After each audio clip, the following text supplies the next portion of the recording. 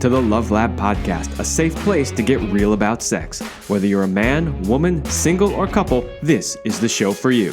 We are your hosts, Kevin Anthony and Celine Remy, and we are here to guide you to go from good to amazing in the bedroom and beyond. All right, welcome back to the Love Lab Podcast. This is episode 264, and it is titled Busting Bad Sex, Love, and Relationship Advice. So last week, I did an episode on busting sex myths, and that was kind of a part two, if you will, to an episode that Selena and I did a few years back about busting myths. And so in that one, I went back to that original episode and looked at what myths we had busted and then went out and looked for some other myths.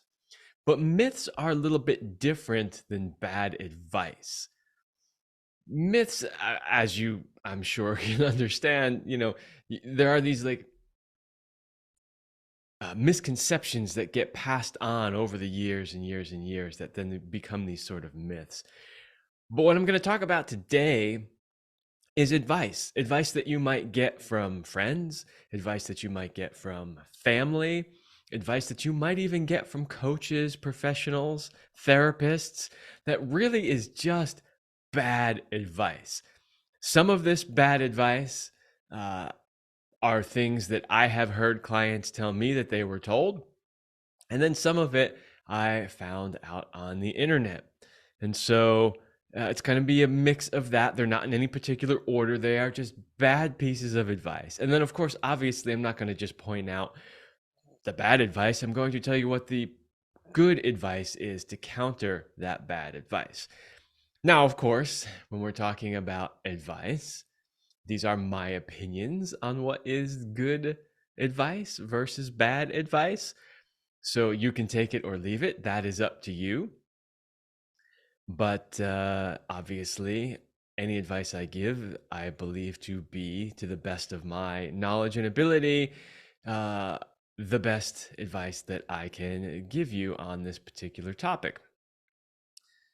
And I do admit I've been doing this work for a while, so I have some pretty decent insight into it. But if you disagree with anything I say, share it in the comments. I'd love to hear your opinions on these things. All right, before we do that, a word from our sponsor. Power and Mastery 3.0 is here. The men's sexual mastery program you have heard about on this show for a long time is now even better. I have personally reviewed every module, lesson, video, audio, and PDF to see if there's anything else that could be added to the program. As a result, I have added 10 new videos, 1 new audio, 8 new PDFs, and dozens of links to handpicked products to help support your journey to mastery. In addition, there's also a brand new user interface that makes it easier to navigate the course and find your course materials. So if you're ready to become the sexual master you have always wanted to be, then go to powerandmastery.com. That is powerandmastery.com. Remember that Power and Mastery is 3 separate courses: Power Up Your Erections for men suffering with erectile dysfunction, Master Your Ejaculation for men suffering from premature ejaculation, and Sexual Mastery for men who want to expand their skills and become a sexual master. Of course, if you purchase Sexual Mastery, it comes with the other 2 programs, Power Up Your Erections and Master Your Ejaculation. So you get all 3 for the price of just 1. It is absolutely worth it. If you need help in any of those areas, make sure that you check that out at powerandmastery.com. Okay, so I have a list of 17 pieces of bad sex, love, and relationship advice, and we're just going to dive in and take them one at a time. Okay, number 1, don't have sex on the first date. You have to wait X number of dates, weeks, months. This is one that you hear all the time. You will often hear women telling other women this: oh, you can't have sex with him on the first date. You've got to wait X number of dates before you do that, right? Now, I understand where this comes from. This comes from a fear that men only want sex and that once they get sex, they won't want anything else, and they won't call you back, and they won't want to go on another date with you, or they won't want to date you consistently or anything like that. So I understand that that's where this comes from. However, it's never just as simple as, oh, well, you just can't do it on the first date. You need to wait. What it really comes down to is your ability to assess an individual and decide whether or not this is a person that is worthy of having sex with on the first date. So, like the perfect example, before Selena and I went on our very first date ever, we had a conversation and we decided that sex was off the table. We literally had that conversation before we even went on the date, where we said, hey, you know what? Let's just take sex off the table so there's no pressure. Let's just have a date where there's going to be no sex. And so I went into that date assuming that there was going to be no sex. Somewhere around halfway through the date, I remember Celine looks at me and she looks me right in the eye and she says, can I change my mind? And I said, absolutely you can. And so we did end up having sex on that first date, which then resulted in an amazing relationship and marriage, and really the best 7 years of my life. So, some people may assume, well, that's just you guys because you were really compatible, this, that, or the other thing. No, that can be the case for anybody. The thing is, you have to be able to make good judgments, and that's really what it's all about. So when you are getting to know somebody on that first date, you have to make an assessment. Is this somebody that's trustworthy? Is this somebody that you can tell will not just want, to add you as another notch in their bedpost and move on? And I understand that that's not always the easiest thing to assess. And I would say that if you're unsure, then wait. Wait until you feel sure, but don't wait until it's been 3 dates. It's been 5 dates. It's been 1 month. It's been whatever. Wait until you feel confident that this is the right thing for both of you to do. And that goes for men too. We have this idea that, men don't care. They'll have sex anywhere, anytime, anyhow. There's a little bit of truth to that, for sure, especially with younger men. But the older we get as men, the less true that is. And so for any of the guys out there too, don't feel pressured like you have to have sex on that first date. If you don't feel comfortable yet, you want to get to know her more. Maybe you're a little bit concerned about your performance, maybe achieving an erection or lasting long enough. You don't have to have sex on that first date. Wait till you get to know her a little bit, but then have that discussion. Because if things are really moving in that direction quick and you're making excuses, she's going to start wondering what's going on here. She might think you're not interested. She might think there's something else wrong. Just be upfront and honest with her and say, hey, I'm a little nervous about this. I want to take some time to get to know you first, and then we'll have sex. A little bit of communication goes a long way. So that's the first one. Busting, don't have sex on the first date. Yes, you can if it is right, and you need to assess whether or not that's right. And if you're unsure, just wait. Okay. Number 2, don't show that you are too interested in him or her. Oh, this is another one you hear all the time. Don't make it look like you're too interested. What is up with that? If you're interested, just tell them that you're interested. Show them. There's absolutely nothing wrong with it. I know the fear is, oh, they're going to take advantage of you. And what if they don't like you as much? So what? Just be open and honest about where you're at and whether or not you're actually interested in somebody. Tell them how you actually feel. And, you'll start to figure out pretty quickly if the other person feels the same way. See, the thing is, if you don't say anything, right, and they don't say anything, then neither of you really has any idea what's going on with the other person, or where they stand, or where you stand in that relationship. So it's always best to just say, hey, here's how I feel. And I know it's tricky and it's challenging because nobody wants to get hurt. Nobody wants to bare their soul and say, you know what, I'm really into you and I'm really liking the way this is going. And then have the other person on the other end say, it's just not working for me. Sorry. Like, nobody wants that. But wouldn't you rather that happen right in the beginning than weeks, months, whatever down the road, right? So again, just show that you are indeed interested, and yeah, communicate where you're really at. It will make things so much easier for both of you. And the next one is the next two are very similar to that. So the next one is, you have to wait X number of days in between calls or texts. And there's so many variations of this one, by the way. Like, you can't text until it's been X number of days, or you can only text this number of time. I would put this advice under the category of playing games.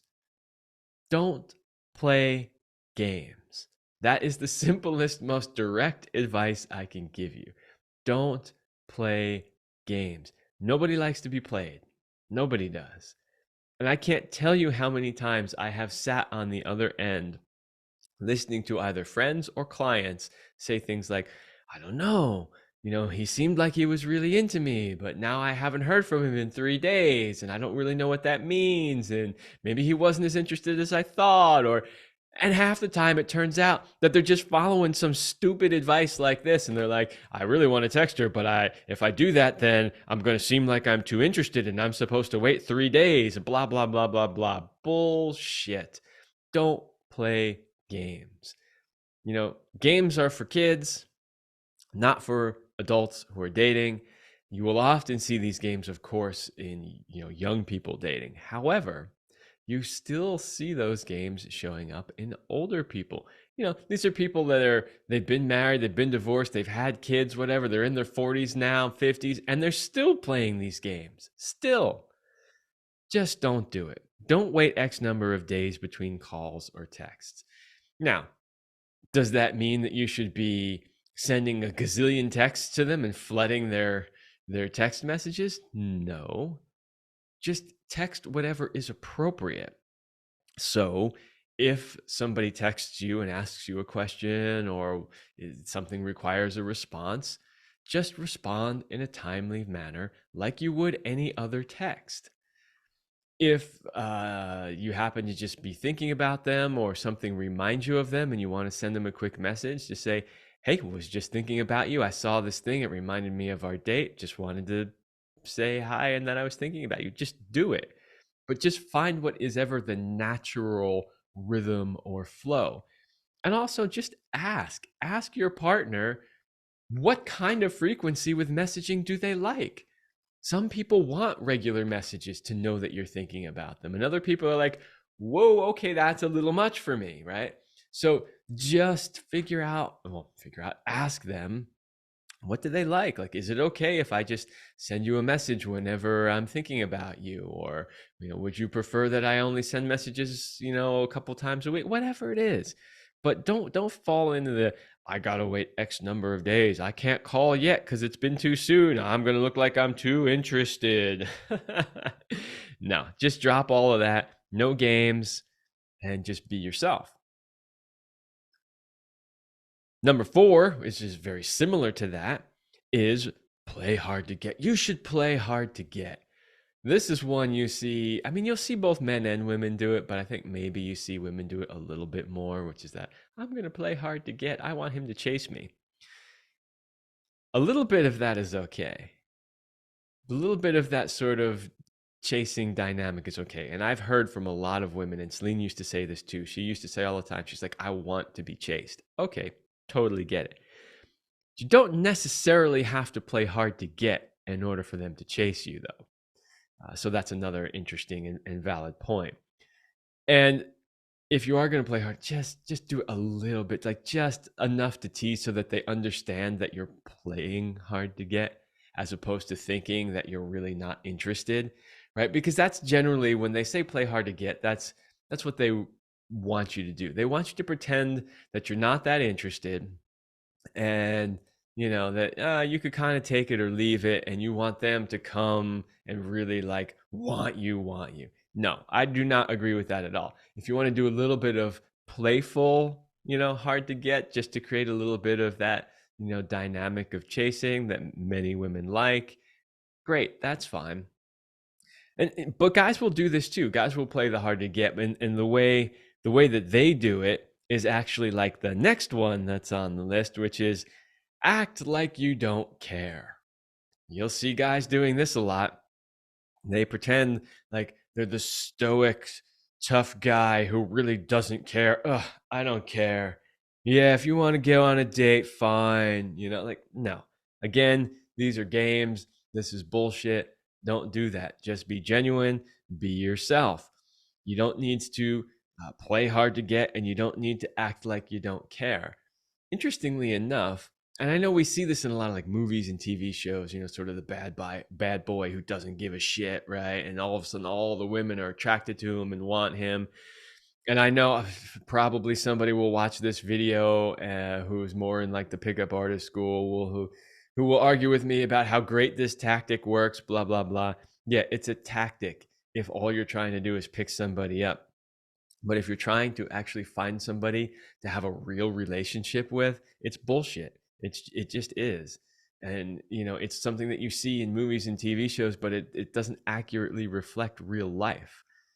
So, acting like you don't care is just nonsense. If you care, show that you care. The reality is every woman wants you to care. She literally wants you to care. Even if she may be attracted to the bad boy who doesn't care, ultimately, she wants a man who cares. So you starting out a relationship by acting like you don't care is not a good way to start out a relationship. Whew. Okay. So yeah, I would put all of those. Don't show that you are too interested. You have to wait X number of days between calls or texts, playing hard to get, and acting like you don't care. I would put all of those in the playing games category. Don't do it. Don't play games with your relationship. There are few things in life that are as important and serious as having a good quality relationship, and you don't want to play games with things that are important. All right, next one on the list. Let them make the first move. This is an interesting one. You will often see this a little bit more with women who want to let the man make the first move. And I get it. I understand why they want that. Most women, although it doesn't seem like it in society today, most women do want a confident, assertive man who takes charge. That's just the truth. Giving myself a truth bomb for that one. And so the waiting for them to make the first move is often women waiting to see, is he confident enough? Is he strong enough? Does he want me enough? Is he going to step up and make that move? So I understand that. And that's not necessarily terrible advice. The problem, however, is this. Sometimes if you wait for a man to make the first move, or even if you wait for the woman, if you're the man, or maybe you're in a same-sex couple and there's a little bit less of that dynamic in there. If you're waiting for somebody to make the first move and they don't, then nothing ever happens. That's the problem with that strategy. You might be waiting a really long time, and you might miss the opportunity altogether. So, again, with this one, if you're in a more traditional masculine-feminine dynamic and you're the woman and you really want a man who is going to have confidence and step up and make the first move, then okay, wait a little bit. But if you're really interested in this person and they're not making the first move, I would suggest either strongly hinting that you want them to make the first move, or you're just going to have to make the move for yourself. Now, keep in mind that in today's society, there's so much pressure on men with the whole Me Too movement and the whole toxic masculinity thing. There is a ton of pressure on men not to be aggressive or even masculine at all. And so there are a lot of men who would normally make the first move who now are afraid to make the first move because they don't want to be accused of, being toxic masculine or misogynist or whatever other, labels they get given just for being a normal man. So That's why I say, given the current climate that we're in, if he's not making the first move, you may have to make it yourself. Now, I will also say that a confident man is not going to give a shit what society says, and he's going to go out and he's going to do what it is he wants to do if it feels right for him in that moment, and of course right for her. So it is potentially a sign of a weaker man if he's not stepping up because he's afraid.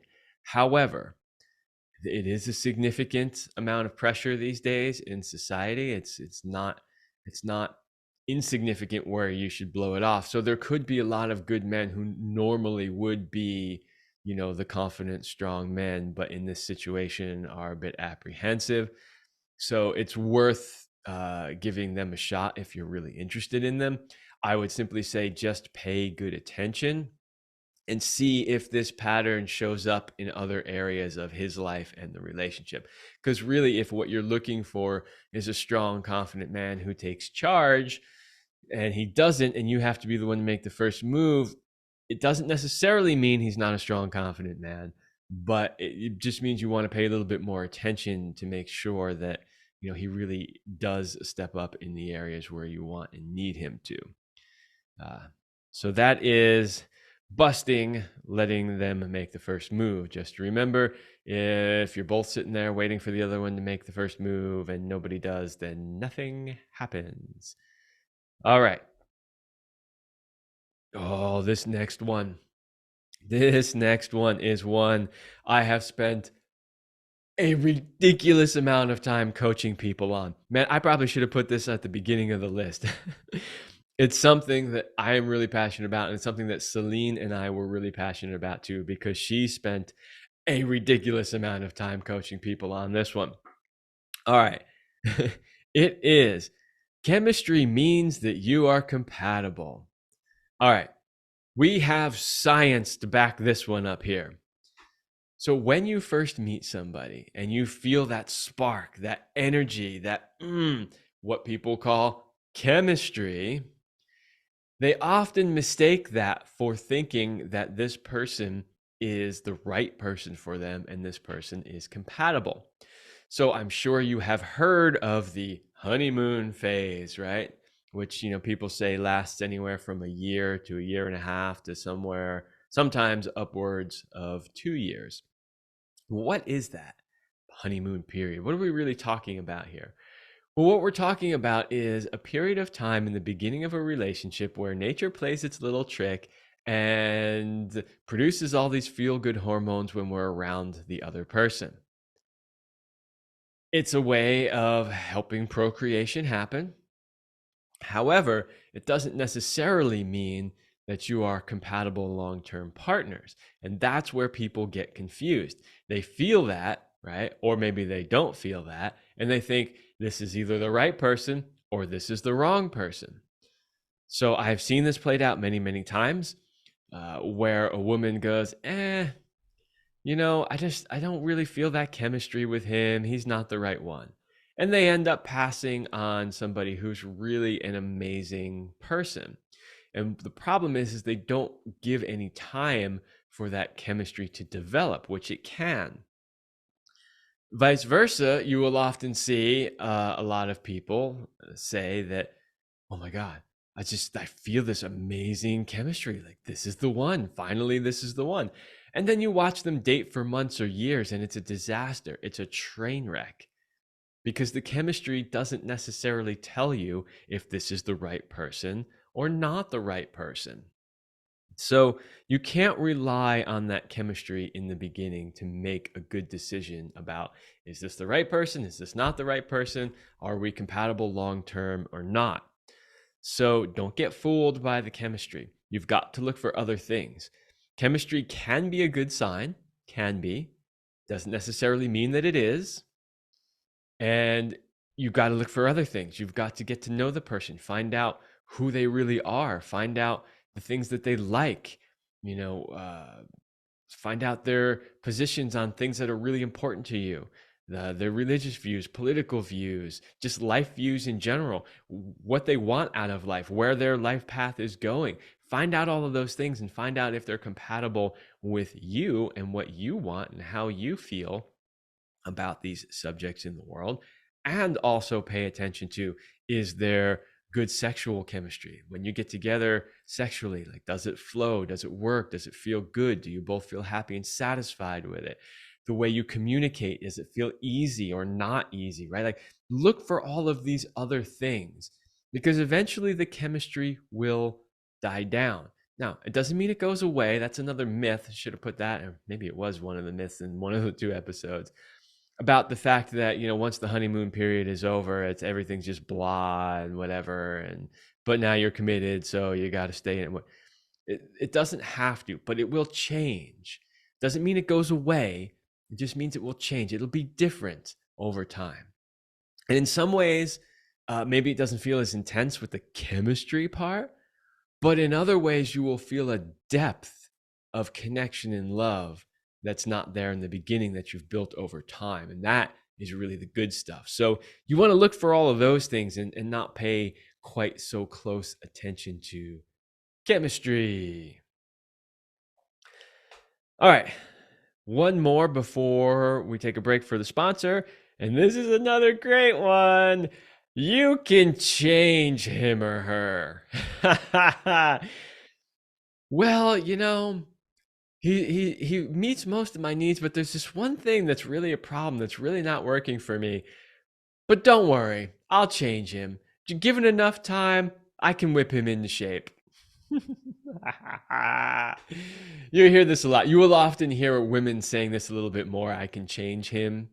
It's not something you hear guys saying as frequently, although it does happen for sure. Often you'll hear this, there'll be some big thing like, women will date a guy who just can't commit. Like, it just has a long history of moving from relationship to relationship and never really fully committing. And they go, oh, well, this relationship is different. I'll get him to commit. I can change him. And then 8 years down the road, where they're still dating and boyfriend and girlfriend and haven't moved in yet, or, haven't decided or even talked about potentially being engaged or marriage or anything like that, they start getting real frustrated and they can't seem to understand why he just can't commit. Well, you knew that from day one and you thought you could change him, but you couldn't. So my advice when it comes to that is, you have to accept people for who they are and how they show up right now in the present moment.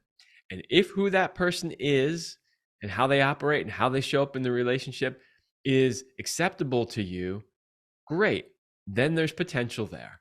And if it gets better or it changes a little bit over time, and the commitment gets deeper, or whatever that thing is, great. But if it doesn't, you're also okay with where it's at now. And that's really the key. Because if where it's at now isn't okay to you, there is no guarantee, absolutely no guarantee, that it is going to get any better at any point in the future. So this idea that, well, it's not really where I want it to be, but I can change him or I can change her. Nope. You have to assume that you can't, and you just have to accept them for who they are and where they are at. And if over time they evolve in ways that make it even better, great. And if they don't, at least you are already happy with who they are. All right. Well, that is the first 8 pieces of bad sex, love, and relationship advice. And I've got more for you, but first, a short break from the sponsor. Hey guys, do you know what makes a man great? You know the kind of masculine man that women are irresistibly attracted to and want. Is it money, job title, physical body, being great in bed, a big penis, or great pickup lines? What if you don't have those, or you only have some of them? What if you've had a string of failed relationships, are embarrassed by your bedroom skills, doubt whether you can rise to the occasion, worry about lasting long enough, or are always stuck in the friend zone? Then I can help you. If you are ready to make big changes and finally become the man you have always wanted to be, then this is the program for you. Go to kevinandceline.com/go/warrior. That is kevinandceline.com/go/warrior. That is a link to my men's coaching program. We will work on all things sex, love, and relationship. Whatever it is that you are needing, sometimes men need more coaching in how to be a stronger man, how to show up better for the women in their lives. Sometimes they need help with their physical performance in the bedroom, getting erections, maintaining them, lasting long enough, improving their sex skills so that they can really fuck their women into oblivion and just blow their minds with the sexual connection. Sometimes they just need to learn how to communicate in their relationships, or learn the subtle things about building intimacy. There is so much that we can work on here. And if you are needing help and support in any of those areas, and many more that I haven't mentioned, then please go to kevinandceline.com/go/warrior. All right, I've got a bunch more pieces of bad sex, love, and relationship advice that we are going to bust right now. All right, next one. Having a child, a threesome, or getting married will fix your broken relationship. Oh, man. There are a few that I put on this list that are really big pet peeves of mine, and this is another one of them. I can't tell you how many times I have seen this. A relationship isn't really working all that well, and maybe the sex in the relationship isn't that great. Somebody's feeling that their needs aren't being met, and they go, I know what'll fix it. Let's bring in a third person. You've heard me talk on this show and on my YouTube videos many times about the challenges of threesomes, foursomes, moresomes, sex parties, whatever. They generally introduce more challenges. So if you're already in a situation that's challenging, do you really think that's going to help? If you're having trouble connecting sexually with your partner, do you think bringing in a third partner is going to help?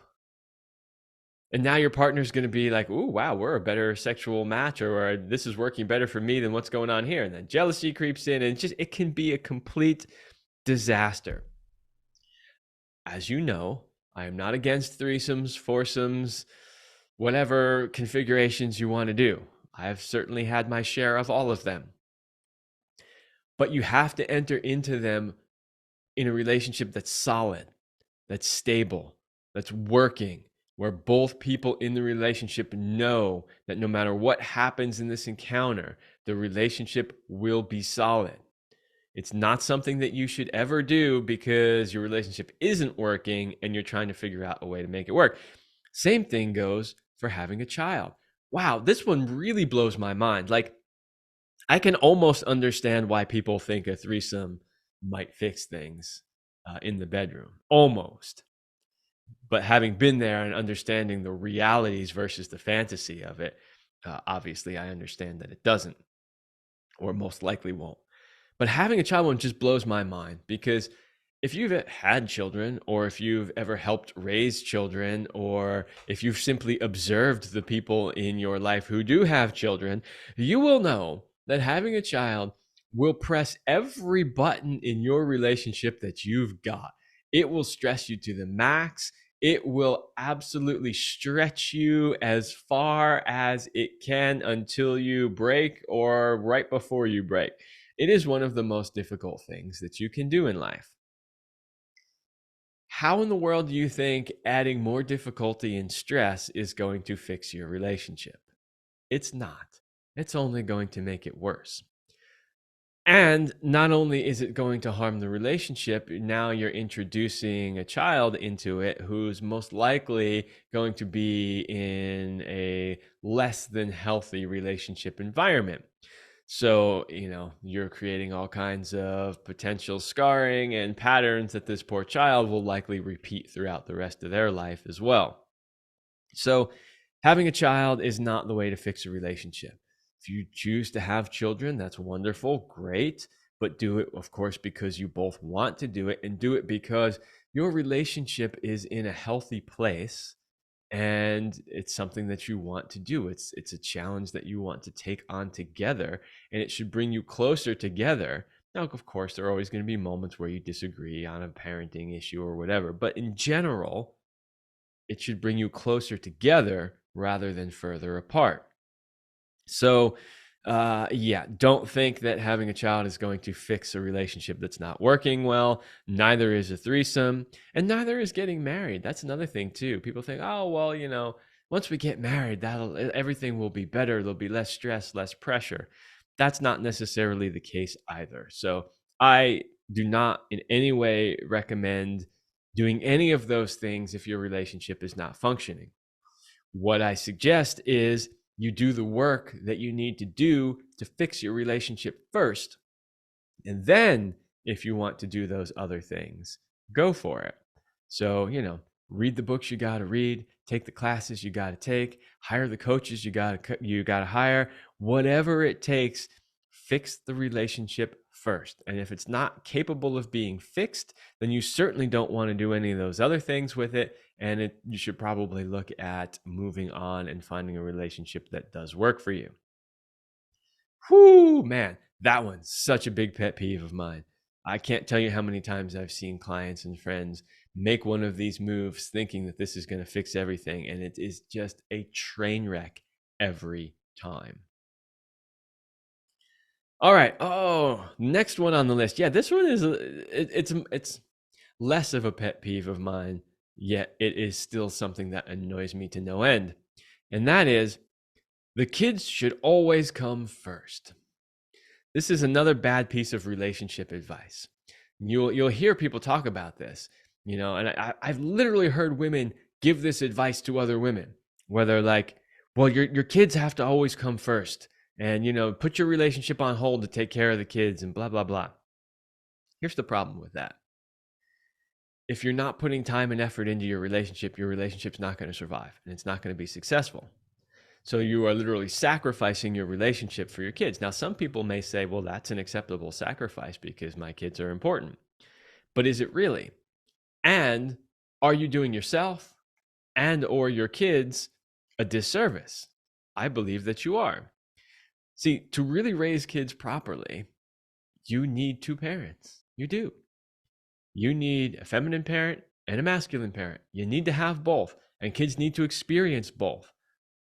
Right? And I mean, one of the biggest problems we see with, and there's a ton of stats to back this up, but fatherless homes, the kids absolutely get in trouble with the law way more often. And there's tons of official government statistics, although, government, but there's tons of research on this to show that when kids grow up in single parent homes, that they are far more dysfunctional than when they grow up with two parents in a healthy relationship. Obviously, a two-parent relationship can still be dysfunctional and cause problems, but the chances of it being better for the child is a whole lot better. So what you need to do in your relationship, because your kids are important, there's nothing wrong with that, but you need to find a balance, because your relationship is equally important. It's important for you, it's important for your partner, and it's important for your kids to have healthy examples of a highly functioning relationship, so they don't repeat all of your effed up patterns that you did in your relationship. And it's important for them to have both parents in that family unit to raise them.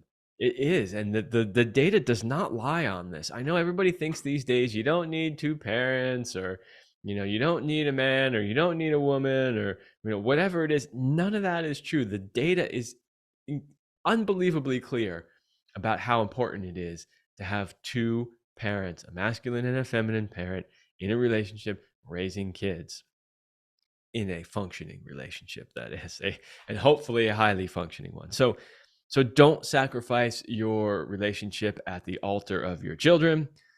Find a balance in there where you can give to your relationship and you can give to your children. That is going to be the best outcome for you, for your partner, for your kids, and for the relationship. Whew, man, I do not see that one in a healthy balance very often these days. I really don't. We used to a lot more in the older days. There wasn't so much focus on the kids. I mean, there's always a focus on the kids because you have to. But, I mean, me growing up in the 70s and into the 80s, I mean, yeah, my parents focused on us as kids, and most parents did at that time. But the world did not revolve around us as kids like it does today, right? They were a little bit more of the children should be seen and not heard philosophy, which I'm not necessarily saying is the right thing to do. I'm just saying you need to find a balance. That's all. All right, next. Each partner should do an equal share of everything. Oh, this whole idea of equality in the relationship. You see this one a lot these days. You see it everywhere, not just in relationships, but you see it in politics and social programs and all this kind of stuff. Our goal should never be to make everything 100% equal. Our goal, at least outside of relationship, should be to create equal opportunity. Everybody has the same opportunity. And then it's up to you to get off your lazy ass and do something about it, right? So you shouldn't just get stuff for free just because you happen to be here. Now, in a relationship, how does this play out? Well, what it means is there are certain tasks that men like doing more than women do. And there are certain tasks that women like doing more than men do. There are certain tasks that women might be better at and that men might be better at. And rather than saying we all got to split everything equally, it's better for you to look at it and say, what are the things that I like to do, that I wouldn't resent doing, that I don't mind doing, or that I'm good at? And same with your partner. And then just divvy things up. All that really matters is that you're both putting equal energy in, but not everything else has to be equal.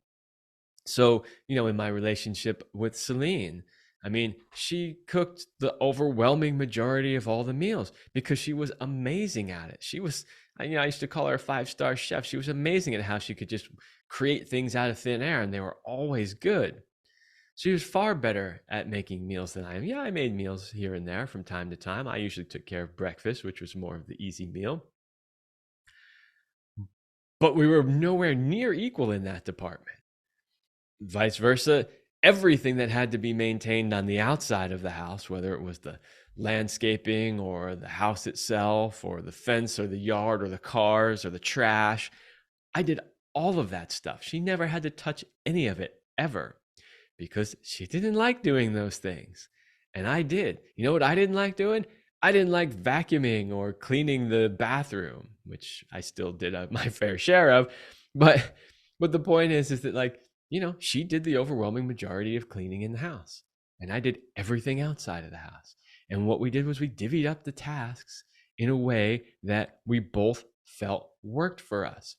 I would so much rather be outside scooping up the dead animals in the backyard, the half-eaten rabbits from the coyotes or the hawks or whatever, and taking care of that than vacuuming the living room. I don't, whatever reason, I don't like vacuuming, right? So it's not about everything should be equal. And I watch couples struggle to try to make everything equal. And then people aren't happy and there's resentment and things don't get done, or they don't get done the way they should. And then that creates more resentment and it just becomes a whole thing. So don't strive for equal in everything in the relationship. In fact, one of the things Celine used to say all the time is that each person should be giving, 60% and receiving 40%. Now, obviously, both people can't give 60% because that's more than 100%. But you get the idea is that you should always strive to be giving more into your relationship than you expect to be receiving from it. And if both people do that, you will both feel very satisfied with each other.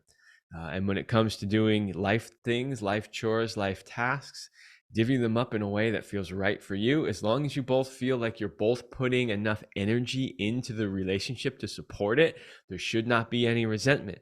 You don't have to make all the tasks equal. You just have to feel like you're both putting in the effort. That's the important part. All right, next. Oh, the second half of this list is I think even better than the first half. Every one I read, I'm like, oh yeah, that one. Next one on the list. Your appearance doesn't matter once you're married. This is one. It's not one I've heard clients really talk about, although it's one I have observed personally with clients. But it's one that when I read it on the internet, I was like, oh yeah, I have watched this happen a lot of times. So you'll often see this, that people will really put in the effort. I'm going to say this falls a little bit more on the guy's lap than the women's, because women will often put a lot of effort into their looks because that's something that actually makes them happy. That's something that when they look in the mirror and they see themselves in an outfit that makes them feel good, or their hair looks good, it's like a total release of oxytocin and just makes them happy. So you will see them putting a lot more focus on that in general. Whereas men, you'll see put a lot less focus on that, and they'll try harder in the beginning. But, once they've been in the relationship for a while, or, after they're married, they start paying a whole lot less attention to the way they dress, to how they groom themselves, to how they show up. Celine used to have a meme that she would use every once in a while. And I don't know where she got it from, but it was a picture. And she used to use this for women when she was coaching women. But on one half of it was a woman who was just dressed to the nines, as they say, beautiful dress, makeup, hair, the whole thing. And it says, "This is how I show up for a total stranger," like meaning you're going to go out on a date with someone you've never met, and this is how you show up. And then on the other half of it, it's her hair's kind of like in a messy bun or something, and she's just wearing her sweats, and hasn't really done anything, and it says, "This is how I show up for the person I love," right? And it's showing that when they're in a relationship, they don't do those same things that they did in the beginning. Now, that meme just happens to be showing a woman, but you will see men doing the same thing all the time. So it's not really a man or a woman thing so much. Although, like I said, I do occasionally see it more with the men. Kind of, it's harder for men to really put a lot of energy and attention into how their hair looks or the clothes that they wear. And so they'll try harder in the beginning, because they want to make a good impression, and then they kind of slack off later on because it's not really sustainable for them. But in either case, your appearance does still matter. It doesn't matter how many years you've been married. You could have been married for 50 years. It still matters. Don't you want to show up as the best version of yourself for the person that you love? I know I sure do, right? I want to show up. I want my body to be in the best shape it can be, not only for myself, but also for my partner. I want my partner to look at me and feel attracted to me. I want to make sure that I take care of my hair, that I groom my beard, which, this is, if you've been watching the show for a long time, the beard's kind of a new thing. But yeah, I want to make sure that I am taking care of myself, and that I look good, feel good, smell good, whatever, for my partner, because I want her to be attracted to me. This is a big thing you see with people, is they've been in a relationship for a long time and they lose attraction. And one of the reasons is people let themselves go. And the person that they're in relationship now is not the same person that they got into the relationship with. Now, great. Like, I get it. We all change. Time is not kind to all of us. And there are certain things that we just can't help. But there's a lot that we can help. And there's a lot that we can do with some nice clean clothes and a little bit of grooming. So your appearance does matter even after you're married. Next, You should lie a little about how many people you've slept with. Wrong. I got to get a buzzer sound effect on my soundboard here. Here, I'll give it laughter instead. Because I think it's stupid. No, you shouldn't lie about it. You just shouldn't. I'm really fortunate that the past partners I've had have been really open about that. Yeah, I had one woman one day. We were talking about this very early on in the relationship, and she just looked me square in the face and she said, my number's most likely a lot higher than yours. And I was like, really? And she said, well, I've been single for a long time, and she's like, I have needs, and just because I'm single doesn't mean that I'm just not going to do anything. She's like, it's not because I was intentionally trying to have a high number. She's just like, I've been dating and trying to find the right person. And so, I've dated quite a few people. And I was like, thank you for that honesty. I really appreciated that. I don't give a shit how high your number is. All I care about is that you're a good person, that you've taken care of your health during all of that, and that you're healthy. And yeah, that's we're compatible in some way. So yeah, I don't think you should really lie about it. I think you should just be honest about it. Especially too, like sometimes people are like, I don't want them to know that I'm a player and that I like to have sex with a lot of different people. Well, okay, but is this going to be a serious relationship? Is this somebody that you're thinking about maybe being in a relationship with for long term? Because if so, and they're not open to open relating, then you're going to be in a bit of trouble, right? Because you told this person that you didn't have sex with that many people and that you want to be committed to a relationship, but the reality is what you really want is to be having sex with a lot of different people. So it always comes down to just being open and honest with yourself and with your partner.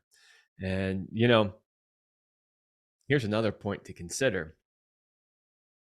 If you're not honest about how many people you slept with, and it somehow comes out later on that you did sleep with more people than you actually told your partner, now you've just broken trust. Now you might say, well, nobody would ever know that. Well, people are smarter than you think. Over time, as you're telling stories about this person or that person that you dated, if you're not careful, they might go, 1, 2, 3, 4. Wait a minute, I just added that up, and that's 10 people, but you told me you've only had sex with 6 people in your entire life, right? Like people will start to figure that out. So honesty is always the best. You want somebody to love you for who you are and absolutely be okay with your past. And, maybe you're not proud of your past, and you just say, you know what? I'm not proud of it. Here's where I was at in that moment, but I've done the work. I've moved past that, and here's where I am today, right? Just be honest about it. Okay, next one. Love hurts. No. Love can hurt sometimes when somebody that you really love disappoints you in some way. But this idea that love should hurt and that it's not love if you're not feeling or experiencing that hurt from time to time simply isn't true. If your relationship hurts you on a regular basis, it's a dysfunctional relationship, period. Now, that doesn't mean that things won't happen from time to time that hurt, because they do, and there's no avoiding that. But, love itself, relationships themselves, shouldn't hurt with any frequency. Occasional things pop up, you work through them, you move on. But in general, no, love should not hurt. Love should uplift you. Love should make you happy. Love should make your world better. All right, next. You should trust your friend's advice. Oh, yeah, this is another great one. No, you shouldn't trust your friend's advice. Your friend's got lots of advice, and most of it's shit. Let's just be honest. Most of it is shit. Look at them, how they've shown up in their relationships, what the results have been, and you'll get a pretty decent idea of the quality of the advice you're going to get from your friend. So your friends generally mean well, and they're doing the best they can for you, but their advice usually is pretty piss poor, for lack of a better term. So don't just go to your friends for advice. Seek out the advice from people you not only really trust, but that have a track record of giving good advice, have a track record of healthy sex, love, and relationships themselves.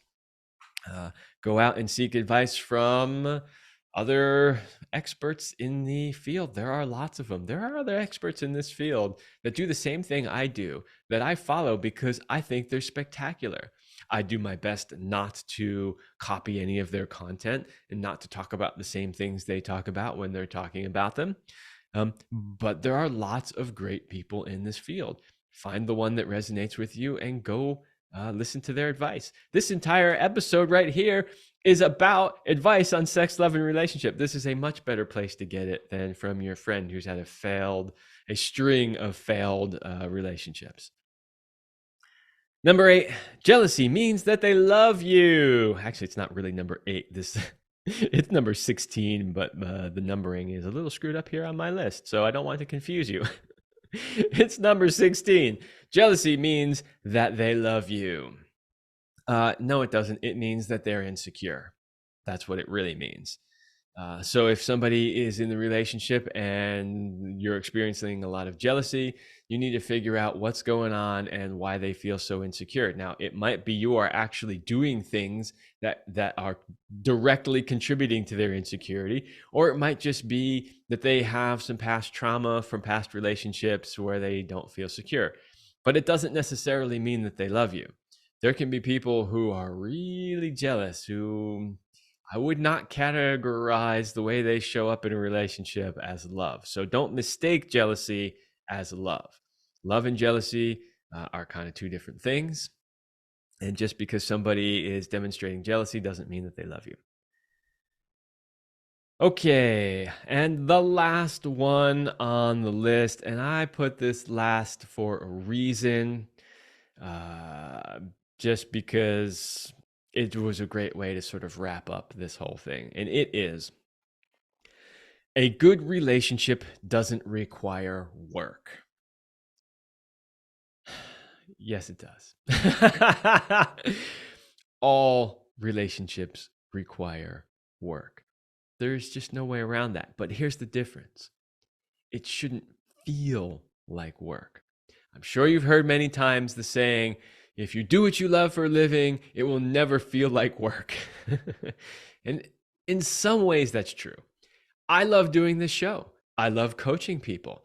It is something that I literally love doing. And yet some days it does feel like work because it is work. It takes a lot of time, energy, and resources to produce one of these podcasts. And it's work. And some days I'm like, man, I'm tired. I didn't really want to do that. But yet I love creating the podcast. And a relationship is kind of the same in a sense that every relationship requires work. If you're not actively working to maintain a healthy relationship, then it's probably going to wither away and die. Like Selena and I used to say all the time, everything in this reality, in this world, is either growing or dying. Plants are either actively growing or they're shrinking and turning brown and dying. Your house, you're either actively working on it to maintain it, or what happens if you don't maintain it? Nature starts to reclaim it and it starts to fall apart and crumble. Your relationship is the same way. It's going to take work to keep it alive and vibrant and healthy and functioning. But that's okay, because if you love the person you're with and you love the relationship, it shouldn't most of the time feel like work. You're just happy to do it. Yeah, it might be work that you're going to read this book to learn better communication or whatever, but you're happy because you know that it's going to make your relationship even better. And sometimes it will actually feel like work, and that's okay. The thing is, it shouldn't feel like hard work all the time. And it also will require work, right? So the bad piece of advice is, it's a good relationship if it doesn't require any work. Bullshit. All relationships require work. Everything requires work. However, it shouldn't always feel like work, and it shouldn't always feel hard. There's lots of things that are technically work that are easy or feel good or that you're happy about doing. And so most of the time, that's how your relationship should feel. And every once in a while, you might hit some roadblocks along the way that feel hard and then really feel like work. And that's okay. You work through them, you get to the other side, right? And then it doesn't feel so much like work anymore. All right, there you go. That is actually 17 pieces of bad sex, love, and relationship advice that are busted. And now you have a better idea of what the advice should be. I hope that was helpful for you. If you like these types of episodes where I kind of bust myths and bad advice, let me know. I'd be happy to do more. When I was researching this, there are a lot more pieces of bad relationship advice out there. I just picked some of the ones that I see the most often or that I really wanted to straighten out because they are sort of my pet peeves, as I mentioned before. So feel free to tell me in the comments some bad pieces of advice that you have been given before. So that would be great. All right, everybody, that's all the time I have for this episode, and I will see you next week.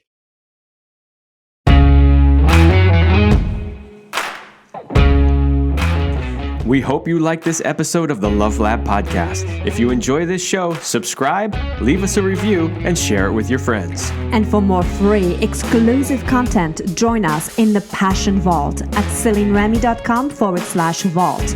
That's CelineRemy.com/vault. Thanks for listening. And remember, you're amazing.